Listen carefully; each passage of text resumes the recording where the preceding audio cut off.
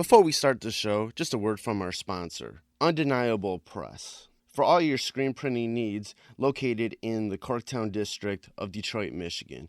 If you ever need any t-shirts or any other little promo accessories, posters, or whatnot printed up for you, go to Undeniable Press. They're located, once again, in the Corktown district of Detroit, Michigan, and you can reach them at facebook.com/undeniablepressdetroit. And those same guys who do Undeniable Press also have a clothing line called 20 by 20 Apparel. It's very much wrestling themed, all sorts of nostalgic themes in regards to the history of wrestling. And you can go check out their clothing line at 20x20apparel.com. That's the number 20x, the number 20apparel.com. Now let's start the show. Fresh is the word. I'm Jim Duggan, got long wood for plenty hoes. I keep it fresher than fresh, but you already know. You suckers bummy, I'm money, I got a ton of flows. My weed loud like a motherfucking thunder roll. Your shit quiet like you ballin' on a budget though. We see your kicks and we laugh and yellin' what are those. You see me shining like a suit on puffy. You know my grindin' shit is too strong, buddy. That's why the dude call money. I be stuntin' like it's nothing at all. Cause it's nothing to me, it's probably something to y'all. Trying to smoke like me, then come and fuck with your dog. Got a closet full of kicks, you can't cop it tomorrow. And I'm fresher than the freshest, you can tell it's in my essence. Bitch, you see the way I'm rapping, yes I do this shit to death. Until I'm running out of breath, or tell somebody cut a check. But either way you know it's fresh, and either way you know it's fresh. Fresh, we fresh. Fresh, goddammit, we fresh. Welcome to the Fresh is the Word podcast. I'm your host, Kelly K. Fresh Frazier. This is episode 84, and we got a pair of guests this week. We have Del the Funky Homosapien and Amp Live, a couple mainstays in the long-running history of independent underground hip-hop. And these two, Del the Funky Homosapien and Amp Live, have a new collaborative full-length project out. It's called Gate 13. And during our interview, we kind of go in the nuts and the bolts of how this project came to be, how it was working with each other, what makes a good collaborative project, because both these guys have collaborated with so many hip-hop artists in the past. And then we just talked about how it's, what it's like to be an independent hip-hop artist in an industry that's ever changing. So let's get to the interview with Del the Funky Homosapien and Amp Live. Del the Funky Homosapien, Amp Live, you guys have a new collaborative album that just came out. It is called Gate 13. How did this project come about? Why did you guys decide to put out an album together? Yeah, go ahead, Del. Go ahead. I feel like it was going to happen eventually. You know what I'm saying? We already worked on little things here and there. It just kind of happened, really. Yeah, I hit Del with, in terms of this project in particular, I hit him about doing a song, and the stars just aligned, honestly, because he liked the song, and so we did it, and then we just started talking about other stuff he's interested in doing. And then I started talking about stuff I was doing. And then it's like, well, why don't we do some more songs? And he happened to have time. And we just kind of just did it. And it rolled into play. Cool. Del, what was it about the stuff that Amp Live was talking about or sending you that really hit home with you? I feel get along anyway. You know what I mean? So, but I also very talented producer as well. I've always thought that, you know what I mean? Thank you very much. It is what it is. He was sending me stuff, it was heat, you know what I mean? But I didn't really I wasn't really tripping with that, Because, if somebody got that potential, you just kind of just let them do the thing. That's how I feel it. Yeah, when you guys were, starting to make, make more songs, make more music, was there a point when you were like, okay, this shit is going well, it's starting to really hit home, this project is going to be really dope. Was there, any sort of moment, or was it just like that from the jump? Oh, man. I think it was like that from the top, for me. Me personally, I had some other stuff going on in my life, you know what I mean, that wasn't too cool. So, like, I was kind of unsure because of stuff, you know what I mean, just kind of depressed and stuff about other things. So my mind was kind of clouded at the time. But that's it, though, you know what I mean? How did this collaboration sort of, help with the shit that was going on in your lives? You don't need to talk about what was going on in your lives, but like, how did that sort of help you, sort of deal with things? Oh man, you know what? More than that, I guess. Being humorous for me is what helps me the most. So I could display that writing, I could display that making a beat or whatever, you know what I mean? But that's kind of how I deal with it. It's either that or be crying. You feel me? You guys have, for a long time, since the 90s, have been, part of, a lot of collaborative efforts with different producers or with different MCs. What goes into, what's really key to having a successful collaborative effort? That's interesting. You would ask that like I would know the answer to that.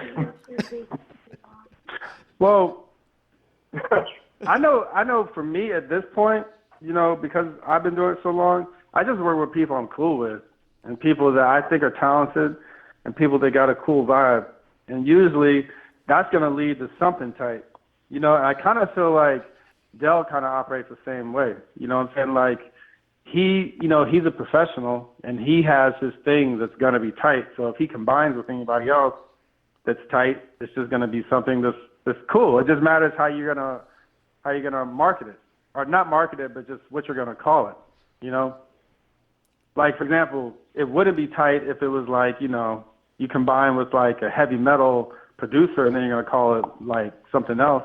But if you like combine the right people and you call it the right thing, people will get it right. And it's going to be tight. You know what I'm saying?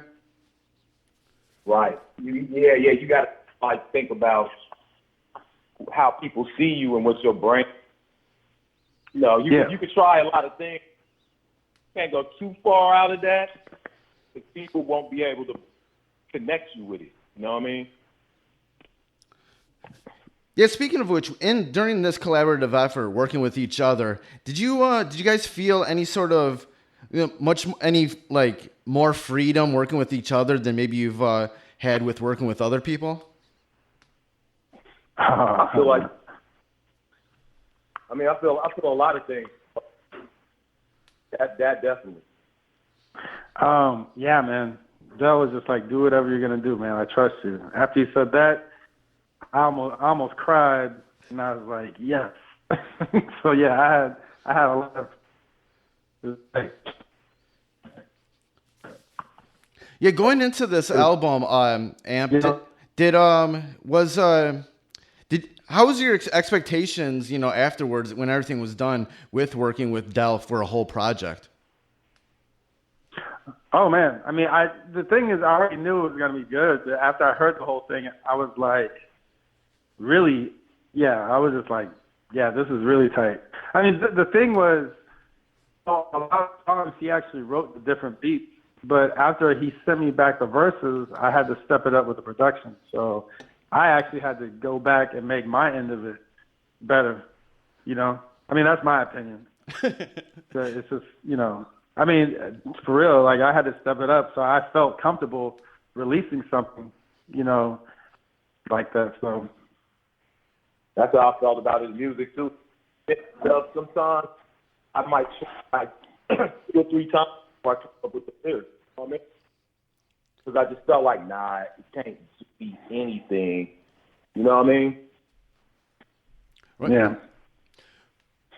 When when Dell was like, "Do your thing, I trust you," what was going through your head? What ideas started popping in your head? Was there any sort of ideas that were just just came up instantly in places where you wanted to go? Well, no, because one of the things that made this go quickly is we had talked about how we were feeling before and kind of the vibe. So I knew I wanted to stick within that. It was just really making each track tight and making it fit, So the vibe was just like definitely straightforward, more just like musical, but like still simple and like more aggressive. It was just kind of like I knew that I wanted to stick within those parameters. So I kind of had a direction. It was just EQing and not EQing, but dialing in and getting the detail. Yeah, on this album, you guys, kind of go in, different sounds. There's, some things where it's a little bit more spacier than the others, a little bit more funkier at times. Where did the ideas come to sort of go in those sort of directions? You know what? For me, it's all black music. You know what I'm saying? It's all part of the spectrum of black music, so it's not really that far off to me. Yeah. It's kind of just right there. We have to dial it back. No, definitely.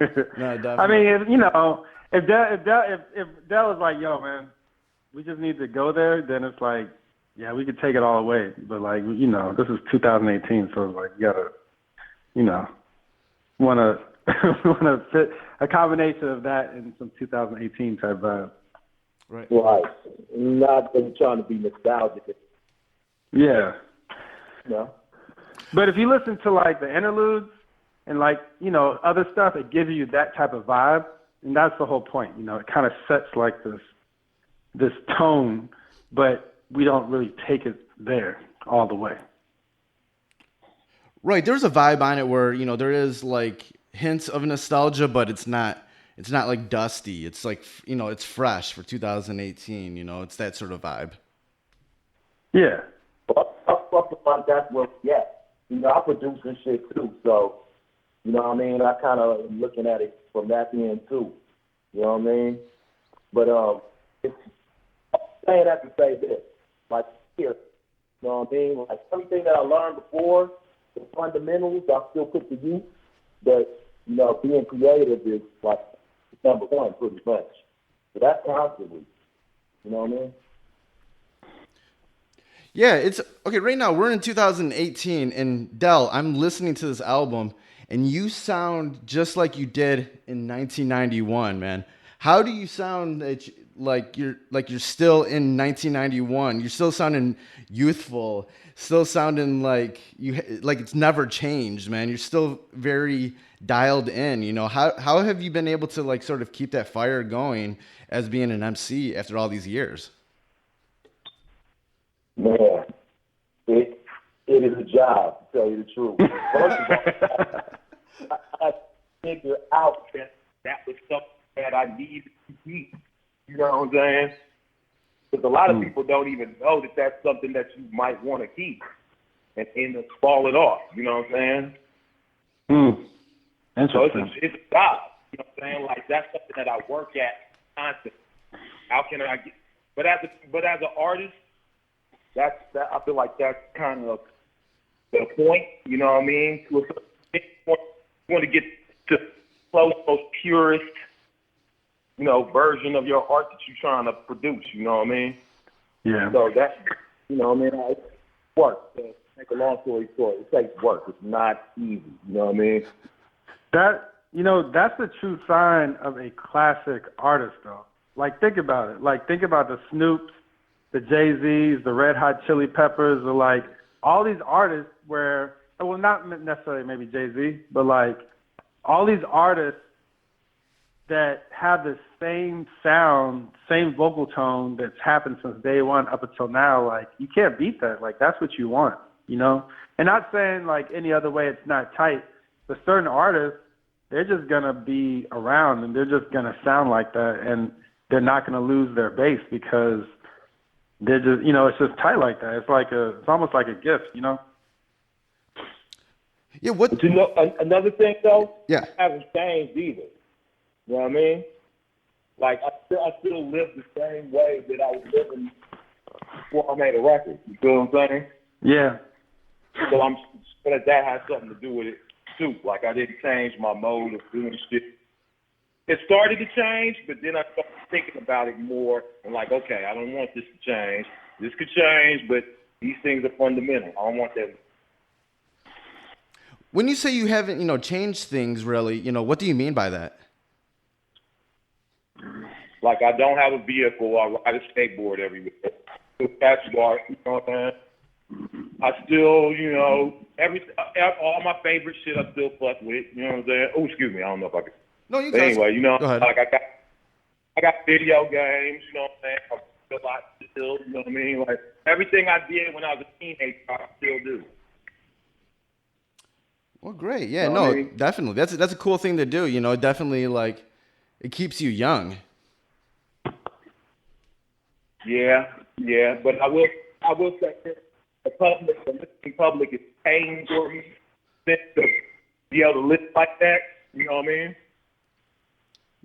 Yeah, definitely. So in that regard, I feel like I got responsibility to listen in public, give them something that, you know what I'm saying, that they could at least be entertained by. I always ask more than that too. At least try to be entertained. When it comes to this, this new collaborative project, it's called Gate 13. Is there a meaning behind that? Yep. You can elaborate if you want to. I mean, 13's an ironic number, I just think like it's supposed to mean kind of like bad luck, but in a way it's just like the unknown, It's something that people don't really mess with. So we're kind of like, well, that's what this is. Like we're traveling into the unknown kind of, we're like bad enough. We're good enough to do something like this and put the number 13 out there and use it in a good way. So that's... And you know what? Go ahead. Oh, I'm sorry. No, go ahead. I'm sorry. I was just going to say, in a way, everybody is, you know what I mean? It's new territory for everybody. You know what I mean? So it could go for anybody, too. No, that's a good point. There's always the idea of the unknown out there, and it's, I guess, how you deal with it is, the important thing. When sort of tackling what you wanted to, like the themes of the songs on the album, where did the inspiration come for all that? What did you want to say on this album? I didn't want to say much, to tell you the truth. I wanted to just be entertaining. That's the main thing that I try to do. I mean, beyond that, nothing else matters if you're not entertaining. You know what I mean? So that was my main focus. Everything else was kind of came. But the music made me do that. I heard stuff to do that. Right. On the idea of entertainment, do you think, there is a respectable level of entertainment quality in hip hop these days? Because if you go back to the 80s, that was the cornerstone of everything, how they rocked it on stage, how do you feel about the entertainment aspect of hip hop these days? It's definitely visual. They had whack shit back then too. Yeah, but now it's the social media. It's like everything is very instant and it's visual. Without actually seeing a performance of it, you're looking at it on a lens. On a screen. So you gotta have visuals and you gotta have some action behind the song. People just don't listen to the songs anymore. Overall. Not yet, anyway. Yeah. You know what I mean? Because I don't think that people sell music correctly. I don't think people even care about selling music. They just want to sell anything that like it'll sell. You know what I mean? But as far as selling music, I don't think they got it. You know what I mean? There's something special about music. You can listen to it and you don't have to focus your vision on it or focus your hands or, you know what I'm saying? You can be doing other stuff while listening to music. You can't do that watching a movie. When you're watching a movie, you got to focus totally on the movie. You know what I mean? Yeah, that's a good point. Say you watching dishes or something, you know? You watching dishes, something that's rote ass movements that don't take your brain power, boring. You be listening to some music while you're doing that. Time go quick. Feel me? Yeah, you both. That's Both. how they should sell music. See, both of you guys have been in the hip hop game since the '90s, and there's been, since then, there's been so many different eras and so many changes in the music industry. You guys have definitely dealt with the Hyro crew. They definitely revolutionized how to do, put out music and how to do merch and all of that. How do you sort of, in these ever-changing waters of the music industry, how do you guys both sort of, try to put a project out like this to, make sure that it gets, in the hands of the right, it gets in the right ears, the right people are listening to it? Well, I mean, we have a, you know what I mean? yeah, we have a team. We have a team of people we work with. We both have managers. The project is coming out on a label that's in France called IoT Records, but also in America is coming out our own label. So, you gotta have a team. Any successful brand has a team working for them somehow, people who believe in the vision and helping it go forward. Yeah, you know what I mean? Like at a certain level,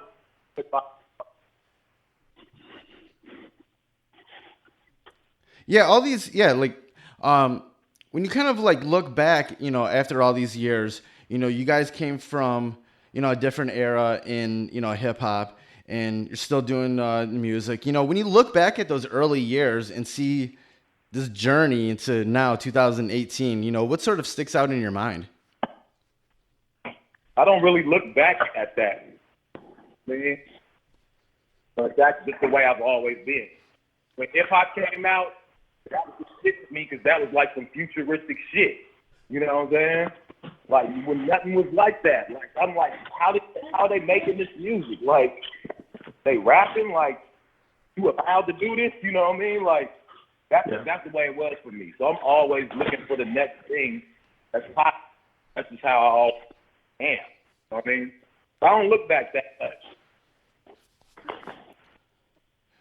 When doing a project like this, where it's a collaborative effort between two people, this to me sounds like something that, like any sort of budding up and coming producer or MC, like something that they should try on their own.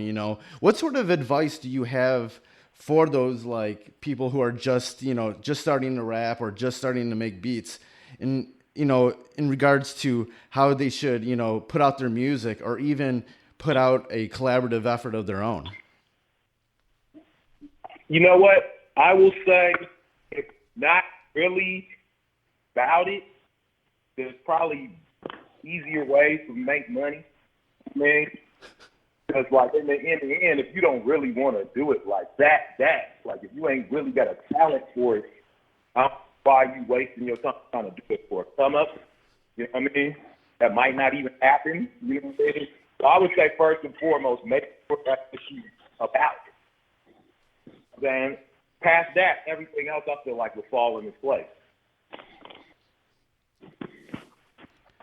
Yeah, definitely. Like, how do you, both you guys, how do you feel like, as somebody who's been more of an independent artist for such a long time, how do you feel like you've been able to survive all these years and still be making music to this day? I mean, you got a fan base, I mean, that's first and foremost, your fans are the ones that support you. And like, as long as you keep on giving them the art that they want, they'll kind of be there. And that's the one thing about both of us is like we've always been doing music and putting it out there, so our fans still know that we're here. So dropping an album in 2000 or 2018, 18 years later, it's kind of there. Right, they're watching it. For me, still there. Me, it's like I look at music differently probably than other artists. I look at it like I'm providing a service. I don't look at it like my shit is the shit and you need to be listening to my shit or you lost. You know what I'm saying? Like it's not like that. Like I'm doing a service for y'all. That's the way I approach it. But that's the way that I learned you should approach it too, as far as composing music. That's like you should approach it. So I would attribute why I've been around so long. I would attribute to that least of all probably my talent. You know what I'm saying? The talent only so far. Along with, always, kind of on a regular basis, providing music to your fans, how do you, keep that sort of connection with your fans, just to make sure that they are still around or still like, at least, give a fuck, as the years and as things change in the music industry? You know what? I don't really trip off none of that. You know what I mean? Like, the only thing I'm worried about is coming up with some hot shit. You know what I'm saying? That's for me personally, really. You know what I'm saying? But at the same time, I'll see things that happen out there. You know what I'm saying? I try to see what people can top as far as their ears. You know what I'm saying? I don't want to hurt nobody, really. You know what I mean? So I keep that in consideration too. Yeah, I think most importantly, just putting out good music, man. Putting out your version of what you think it is, and just, hoping people like it. 'Cause not everybody's always going to be happy with your stuff. Whenever you do something, it's always going to be those people who always want the older stuff, and then those people who were fly-by fans in the first place. So it's like you kind of have to just do what you're feeling, but then you just got to try to do the best you can, But I'll add to this though. If you kind of know music and seen the history, you kind of know somewhat what people are gonna like. You know what I'm saying? Like for instance, if you got a good groove, most people probably gonna like it. You know what I mean?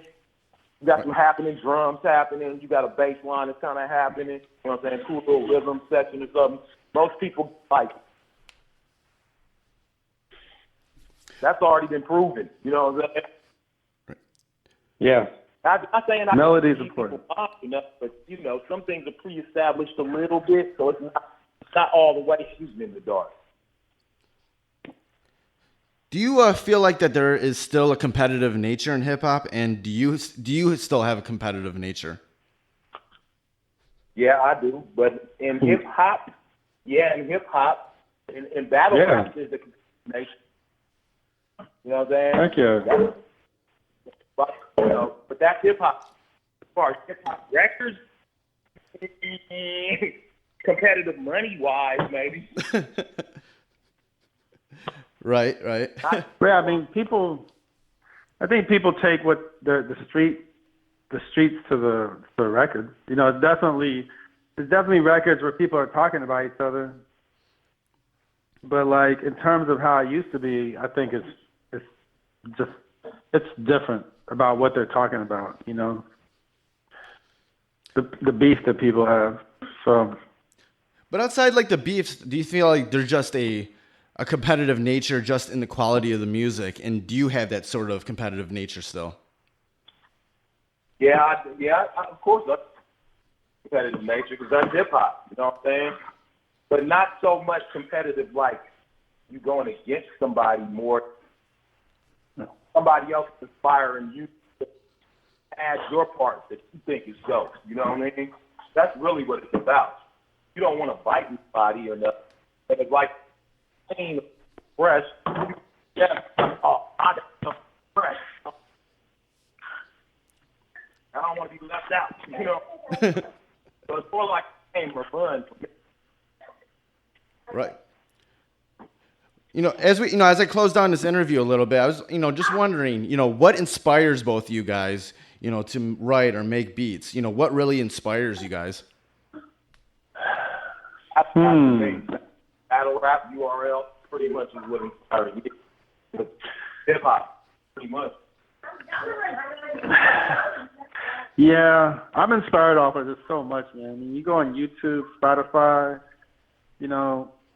so much new music out there, man. People are doing so much interesting stuff. It's hard to just say one person. I mean, I listen to like so many genres. I'm heavy into electronic music. I'm heavy into reggae and dub. I'm heavy in hip. So it's like the whole Spotify playlist will just switch throughout a whole car ride to all kinds of different stuff. A lot of hard. I pull something out of it, Right. Yeah. So Yeah, I listen to stuff, what I mean? Right. So going forward, what's the future got in store for both you guys? Are you guys going to do any shows together, or do you guys have any sort of other projects coming out separately? I always got stuff I'm working on. Yeah. It's a matter of finding something to get it out there. Yeah. Yeah, we are, this is a collaborative effort. But we definitely got our own solo stuff. And, I think there's definitely going to be more from both of us together, like instrumental-wise also. I think this is a good combination. And then we got shows the rest of this year, a tour we're planning for the fall. And, this is just the start. So we all, you're going to be hearing just a lot from both of our camps together and separately. Fantastic. To close down this interview, I always end all my chats with everybody with the same question. And this question is, who is somebody that is a part of your life or career who I could realistically interview for this podcast and they would have some good stories to tell? Oh, damn. Fine, stay cool. It would have to be good stories, right? Yeah, good stories. Cool. Yeah, good stories, good lessons, whatever. Either cool or deep or Sir Jinx. Okay. Really find Sir Jinx. Interesting. Yeah. Man, for me, holy cow.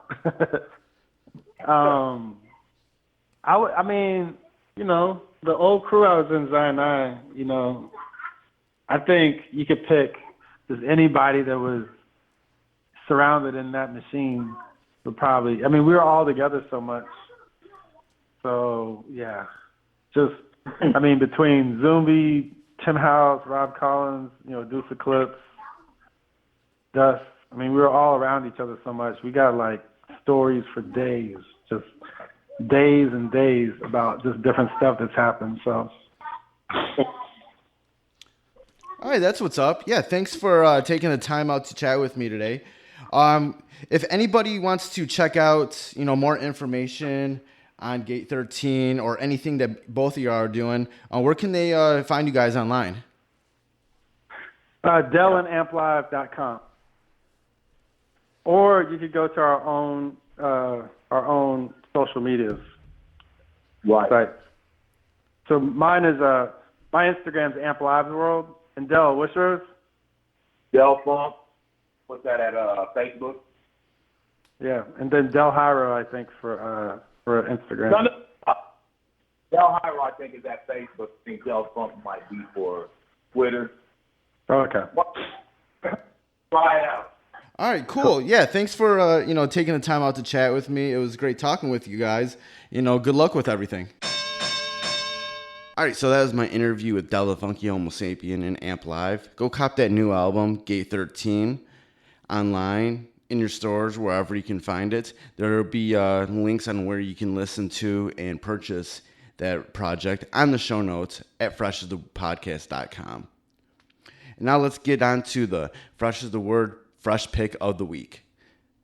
This week's pick is an EP from Critical Music, a really dope label that puts out a lot of drum and bass and stuff adjacent to that. This week's pick is from the British producer Emperor, and it's called Bloodsport. It's a 4-song project that spans all sorts of styles of drum and bass, and it's quite exciting and innovative to listen to. Definitely go give it a listen. I really dig the EP. Again, all the information about Emperor and Critical Music is in the show notes for this episode on freshasthepodcast.com. So go ahead, give it a listen, and give it a download if you'd like. And before we get out of here, just want to remind you how you can support the podcast. You can always go to freshasthepodcast.com and share any links that you see on the website that you like on your social media. You can also subscribe to Fresh is the Word at Apple Podcast, Stitcher Radio, Mixcloud, Soundcloud, Google Play, and TuneIn. Just type Fresh is the Word, and it should come up. And you can give a rating and a review on any of those platforms. Definitely, it would be great. Specifically, if you could give a rating and a review on Apple Podcasts, maybe 5 stars. And if I see something cool, I'll read it on the show. You can follow me online on Twitter and Instagram at KellyOmegaFresh, and on Facebook at facebook.com/KFresh. And you can follow Fresh is the Word on social media, on Twitter at FITW Podcast, on Instagram at Fresh is the Word Podcast, Facebook.com/Fresh is the Podcast, and on SoundCloud at SoundCloud.com/Fresh is the Word Podcast. Another episode in the books. Thank you for listening as always. Goodbye and good night. Fresh is the word.